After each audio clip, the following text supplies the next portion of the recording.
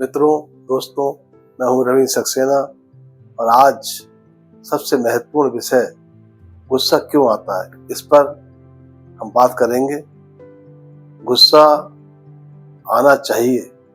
गुस्सा जब आता है तो हम लोग को लगता है कि हम इंसान हैं, हम जिंदा हैं। कवि और शायर भी कहते हैं कि ये सच है कि मैं कम बोलता हूँ, लेकिन जब बोलता हूँ तो बोलता हूँ।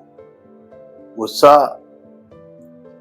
आता क्यों है? अब सवाल ये उठता है, गुस्सा जब हम सोचते हैं, अपने मन में हमारा मन चलायमान है, वो चलता रहता है और हम जो मन में सोचते हैं और उसको हम बोल नहीं पाते, तो वो हमारे मन और मस्तिष्क में जो चीजें इकट्ठा होती रहती हैं और जब हमारे मन की बात नहीं होती है, जो हम मन में सोच रहे हैं, जब वो इच्छा पूरी नहीं होती है, तो एक धीरे धीरे करके वो हमारे मन में जो चीज स्टोर हो जाती है, जो चीज एकत्रित हो जाती है, वो हमारे गुस्से के रूप में बाहर निकलती है। अब गुस्सा आता है तो गुस्से को रोका कैसे जाए? गुस्सा आपको जब आए तो आप कुछ नहीं करना है, आपको मैं कोई योगा नहीं सिखा रहा हूँ।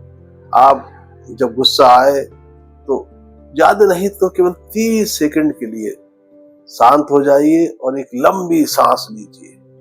कोई आपको योगा नहीं करना है, लंबी सांस लेकर और आप थोड़ी देर खामोश हो जाइए, या आप थोड़ा सा पानी ले लीजिए और हल्के हल्के उस पानी को सिप करके पीजिए, तो आपका गुस्सा शांत हो जाएगा।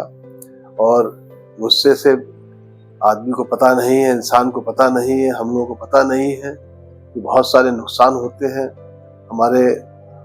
हमें जब गुस्सा आता है तो हमारे सारा जो शरीर है उसमें तमाम ऐसी चीजें विकार पैदा कर देती हैं जो हमको नुकसानदायक होती हैं।